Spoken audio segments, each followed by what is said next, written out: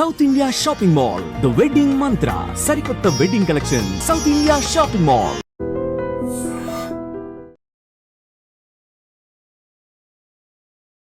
నమస్కారం, welcome to iDream. ధర్మ మార్గం విత్ విజిత కార్యక్రమానికి స్వాగతం.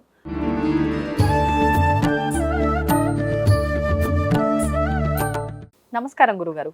ఓం శ్రీ మహాగణాధిపతయే నమః. గురుగారు, చాలామంది స్వార్థంగా ఉండకూడదు అంటారు.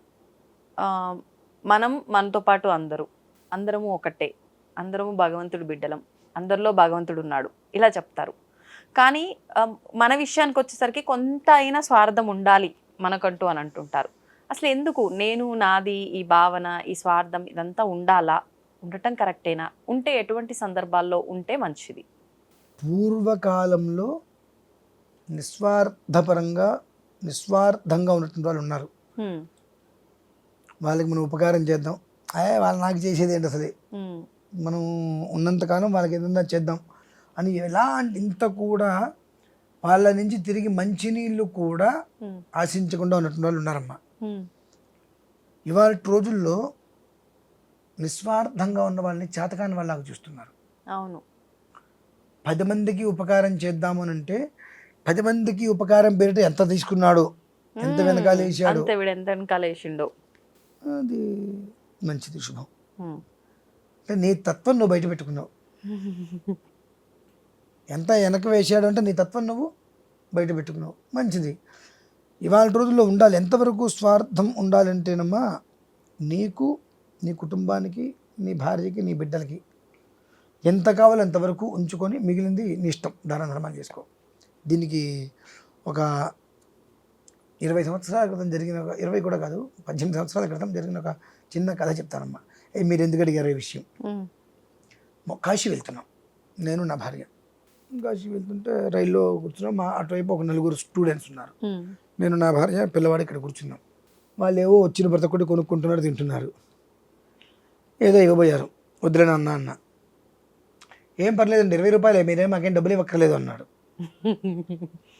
చూసి 4 22 అంతే ఉంటుంది, మంచి ఉండవు, చదువుకుంటున్నారు. పర్లేదు నాన్న అన్నాను. ఏ పర్లేదండి, పిల్లవాడికి పెట్టండి, ఏం పర్లేదని ప్యాకెట్ ఇచ్చారు. ఒకటి అదేదో లేస్ ప్యాకెట్, ఏదో 20 రూపాయలు నాకు అక్కర్లేదని ఇచ్చా. అది చింపుతుంటే లేస్ కింద పడ్డాయి అన్నీ, అందులోంచి ఒక 2-3. సరే తొక్కితే నాచి మెత్తగా అయిపోయి గిరగిరలాడుతుంది, తీసి ఇట్లా బయటపడేద్దామని చెప్పి తీపోతుంటే, కింద పడి తినక్కర్లేదండి, ఇంకో ప్యాకెట్ మీకు ఫ్రీగా ఇస్తారండి, పర్లేదు, 20 రూపాయలు మాకేం లెక్క కాదు అన్నాడు.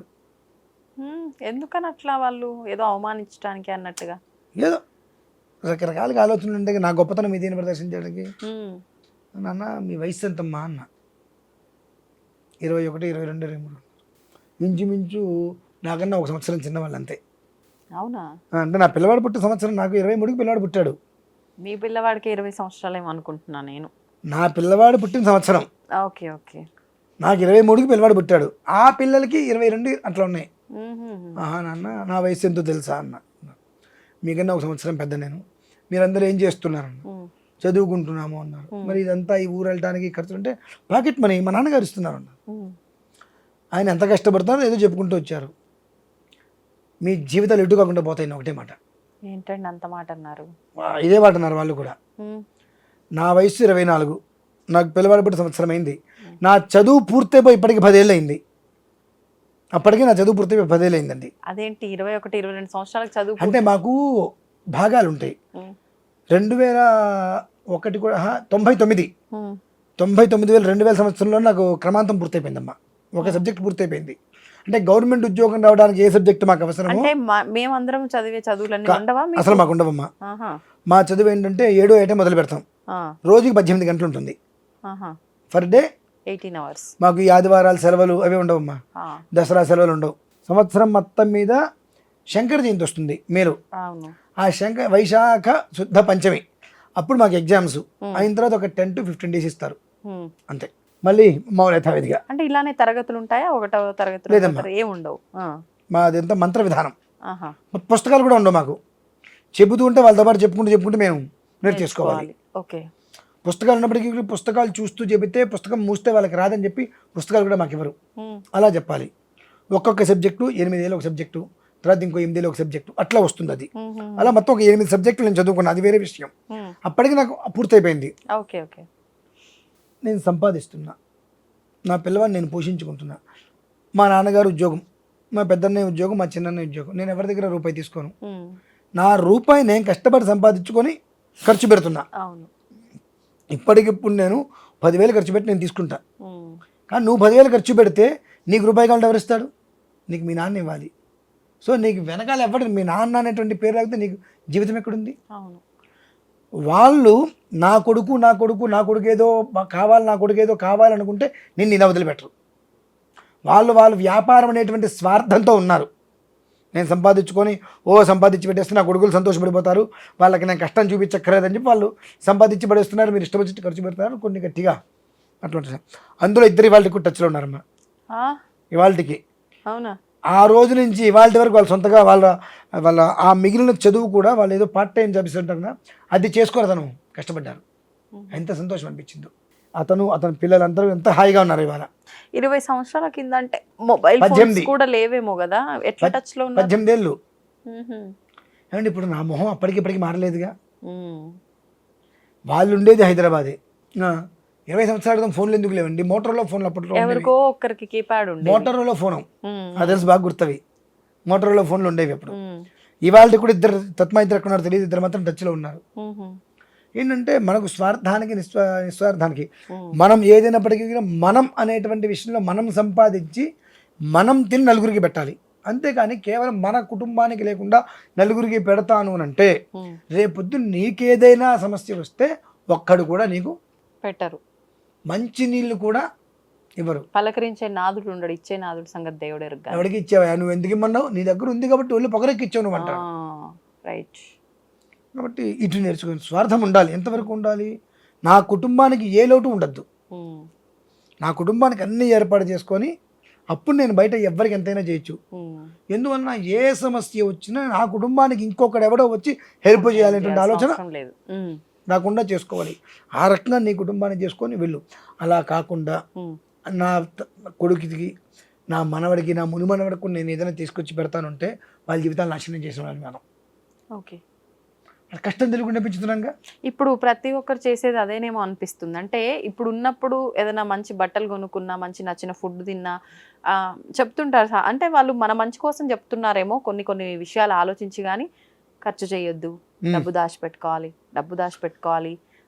తర్వాత ఏదైనా వస్తే ఇబ్బంది అవుతుంది. అంటే ఇప్పుడు ఇట్లా దాచిపెట్టి అలా కాలం చేసిన వాళ్ళు ఎంతో మంది ఉన్నారు. ఆ పైసలు ఎవరి పాలైపోయినాయి? అంటే ఉన్నప్పుడు అనుభవించండి. నేను అదే అంటున్నాను, మీరు సంపాదించారు, మీరు అనుభవించండి. మీ పిల్లల కోసం మీరు డబ్బును దాస్తే వాళ్ళు నిస్వార్థపరులైతే కుటుంబానికి బయటికి చూసుకుంటారు. వాళ్ళు కంప్లీట్గా తేడా మనుషులైతే ఆ రూపాయిని ఒక్క క్షణంలో కరగబెట్టేస్తారు. ఇక తినడానికి తిండి లేక, ఉండడానికి ఇల్లు లేక, నానా జాతర అయిపోయి, అడుక్కు తినలేక, ఉద్యోగం చేయలేక నానా ఇబ్బందులు పడతారు. అంటే నీ పిల్లల్ని చేతిలో నాశనం చేసినోడు ఎవరయ్యో? మనమే. స్వార్థం అనేటువంటిది మనిషిని నిలబెడుతుంది, మనిషిని పతనానికి కూడా తీసుకొస్తుందమ్మా. ఇది మనం గమనించుకోవాలి ఎప్పుడు కూడా. పూర్వంలో బట్టలు గురుకులు ఇస్తే ప్రతి ఇంటికి మిషన్ కుట్టేవాళ్ళు ఉంటారు. ఆ బట్టలు తీసుకొచ్చి ఆది కొలిచి చేయించేవారు. కానీ ఇవాళ మనకు బట్టి పీడిస్తున్న దరిద్రం ఇదేనమ్మా. ఏది? వాళ్ళు ఏ ఒక్కళ్ళు కొత్త బట్టలు వేసుకోవట్లా, విడిచిన బట్టలే వేసుకుంటున్నారు. ఎందుకు విడిచిన బట్టలు అంటే? షోరూమ్కి వెళ్ళండి, మీకు ఒక మంచి డ్రెస్ నచ్చింది, మీరు వేసుకొని ట్రయల్ వేస్తారా లేదా? నచ్చకపోతే ఏం చేస్తారు? ఎంతోమంది ట్రయల్ వేసుకునే బట్టలు మనం కొనుక్కుంటాం కొత్తవని చెప్పి. విడిచిన బట్టలే మనం అసలు వేసుకోకూడదు. ఇవి ఒంటి మించి విడిచామంటే స్నానం చేయకుండా వేసుకోకూడదు. అటువంటిది ఎంతోమంది విడిచిన బట్టలు మనం కొత్త బట్టలు కొనుక్కొస్తున్నాం. అందుకని పూర్వం నుంచి ప్రతి ఒక్కరిలో కూడా నాన్న జాగ్రత్త, అనవసరంగా నువ్వు బట్టలకు పెట్టేటువంటి ఖర్చు ఏదైతే ఇప్పుడు ఉందో మన నాశనానికి మూలం అది. జాగ్రత్త అని పెద్దవాళ్ళు ఎందుకు చెప్తారంటే ఇవన్నీ వృధా చేయొద్దు. వాళ్ళు ఏంటంటే వాళ్ళకి ఇది ఎక్కువ, చాదస్తం ఎక్కువ అని అనుకుంటుంటాం మనం. పండగలకు వస్తే వస్త్రం కొని కట్ చేయించి కుట్టించేవారు, లేదా ఇంతకుముందు కుట్టించిన ఆది చొక్కా ఉంటే అది ఇచ్చి కుట్టించి వేయించేవాళ్ళు. ఇవాళ అట్లా కాదు కదండి. ఇప్పుడు అలా చేస్తే చిన్న చూపు సమాజంలో, వాస్తవమే కదండి. కానీ ఇక్కడ నాశనం అయిపోయేది ఎవరు? ప్రతి ఒక్కటి మనం స్వార్థం ఉండాలమ్మా. ఇప్పుడు నాకు ఉంది స్వార్థం. నాకు నా కుటుంబం, నా భార్య పిల్లలు, వాళ్ళ తర్వాత నేను 10 మంది గురించి ఆలోచిస్తాను. వాళ్ళని వదిలేసి నేను 10 మంది గురించి ఆలోచించే ప్రయత్నం చేశానే అనుకోండి, ఈ 10 మంది మూకముడిగా నా మీద దాడి చేస్తారు. ఎట్లాగో తెలుసమ్మా, ఎట్లా? చాలామంది నన్ను స్వామి స్వామి అని పిలిచారు. పిలవద్దన్నారా? నాకు భార్య ఉంది, పిల్లవాడు ఉన్నాడు, నేను సంసార జీవితంలోనే ఉన్నాను, స్వామి అని పిలవకండి, పంతులు గారు అని పిలవండి, గురుగారు అని పిలవండి అన్న. నేను వైదికం, నాకు ఇదే ప్రాణం, కాబట్టి నేను ఇలానే ఉంటానని చెప్పి 24 గంటలు నెత్తిమీ నీళ్ళు పోసుకుంటూ అది ముట్టుకోద్దు ఇది ముట్టుకోద్దు ఇది ముట్టుకోద్దు ఇది ముట్టుకోద్దు అని చెప్పి బాగా నేను చాదస్తం పెట్టాను అనుకోండి, నా భార్యకి ఎలా అనిపిస్తుంది, నా పిల్లవాడికి ఎలా అనిపిస్తుంది, ఊర్లో అందరికీ నేను చాదస్తే నేను అక్కడికే వచ్చిందా, అందరూ బాగానే ఉంటున్నారు, అందరూ సినిమాకి వెళ్తున్నారు, బయటికి వెళ్తున్నారు, ఈయన ఒక్కడే దిగిలా ఉంటున్నాడు అంటే నేను ధర్మంగా ఉన్నా నచ్చట్లేదు ఎవరికి. ఒకవేళ ఆ కారణం చేత నా భార్య నన్ను వదిలేసి వెళ్ళిపోయింది అనుకోండి, ఈయన ఇంట్లో పిల్లానికే చెప్పుకోలేడు, బయట చెప్తారా ఆ ఇంట్లో భార్యని కాపాడుకోలేకపోయాడు. అదే నేను భార్యను పట్టుకొని చక్కగా ఫ్యాన్ షర్ట్ వేసుకుని సినిమాకి వెళ్తే ఈయన బయట 10 మందికి కూడా ప్రవచనాలు చెప్తున్నాడు, ఆ ఫ్యాన్ షర్ట్ వేసుకుని సినిమాకి వెళ్ళాడు అంటారు. అంటే అనే నోరు అనక ఆగదు. సో నువ్వు అంటున్నావు అని చెప్పి నా తత్వాన్ని నేను మార్చుకోవడం కరెక్ట్ కదగా. నువ్వు అంటున్నావు, నేను భయపడి నా తత్వాన్ని మార్చుకుంటే నేను ఎక్కడికి వెళ్ళి బ్రతుకుతా? జీవితకాలం ఎక్కడో ఒకరికి పారిపోవాల్సి వస్తుంది. సో ఎదురు తిరగడమే. మీరు రెండోది ఫాలో అవుతున్నారు. నా భార్య, నేను, నా వ్యక్తిగత జీవితం, నా వైదికంలో వ్యక్తిగతం నా నేను. వ్యక్తిగతం ఉన్నప్పుడు నా భార్య, నేను, నా పిల్లలు సరదాగా ఉన్నప్పుడు మీరు ఎవరు వచ్చి ఏమండి వాళ్ళ మంచి రోజు ఏంటంటే నాకు అవన్నీ తెలియండి అంట, నాకు అవన్నీ తెలియండి అంట. అంతే ఉండాలి. ఇక్కడికి నా భార్యతో నేను ఉండే ప్రైవేట్ లైఫ్ ఒకటి ఉంటుంది, అక్కడ నేను నా వృత్తిని నేను కలపను. అనుకునే వాళ్ళు 1,00,000 అనుకుంటారు. ఆ మాత్రం స్వార్థం లేకపోతే జీవితం బాగుండదు. ప్రతి మనిషి ఎంత నీచంగా ఉంటాడంటే వాడు జీవితంలో వాడు కడుపు నిండా తినలేడు, కంటి నిండా పడుకోలేదు, చేతి నిండా పని ఉండదు, బతకలేడు. పక్కవాడి జీవితంలో ఏమవుతుందని ప్రతి వాడు చేసే పని అదే. కాబట్టి మంచిది, వాళ్ళ తత్వమే అది. నా విధానాన్ని నేను ఎవరికి చెయ్యవద్దు, సెకండ్ ఇవ్వద్దు. మనకి ఎవరైనా సెకండ్ ఇచ్చారు, వాళ్ళంతటి వాళ్ళు విడిపోవాలి తప్పితే మనం వాళ్ళతో తగాదపడి విడిపోవద్దు. ఎప్పుడు పలకరించిన బాగున్నావా, బ్రహ్మాండ భోజనానికి రాయా, నువ్వు వచ్చే ఒక గడుపున భోజనం పెడతా, రాలేదు బతిమలాలేంగా అంతే. అట్లా ఉంటే అంటీ ముట్టట్టుగా చిన్న మాటగా చెప్పి తేల్చేమంటే తేల్చేస్తా. మీకు ఎండాకాలంలో ఎండ బాగా ఉన్నప్పుడు చలి కావాలనిపిస్తుందిగా, చల్లదనం లేనప్పుడు చల్లదనం కావాలనిపిస్తుందిగా, ఏసీ వేసి కూర్చుంటాం. అదే చలికాలం వచ్చేటప్పటికి అదే ఏసీలో హీటర్ పెట్టుకుంటాం. ఎంతవరకు పెట్టుకుంటాం?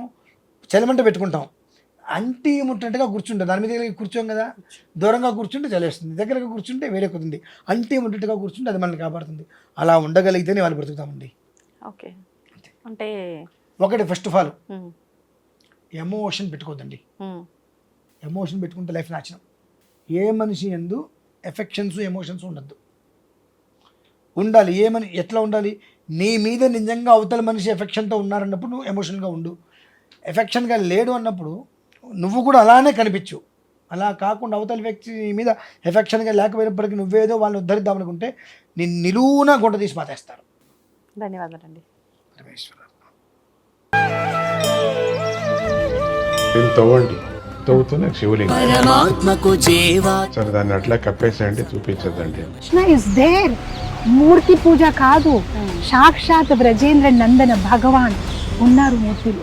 ఏమీ ఆశించకుండా ఆరాధించే వాళ్ళు కూడా ఉన్నారా ప్రభుజీ? నిజమైన భక్తి అంటే మనకు తెలియదు కాబట్టి